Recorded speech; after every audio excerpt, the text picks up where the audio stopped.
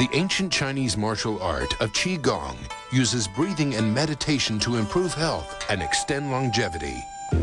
And no one understands this better than these three Taiwanese men, practitioners of Qigong. They have been trained to pull a 10-ton truck using only their private parts. They believe that strengthening the reproductive organs brings them closer to physical and spiritual well-being. In fact, this 71-year-old man has been practicing Qigong for years.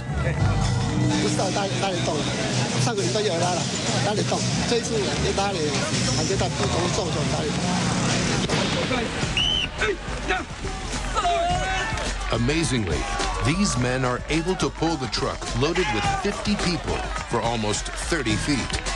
Believe it or not.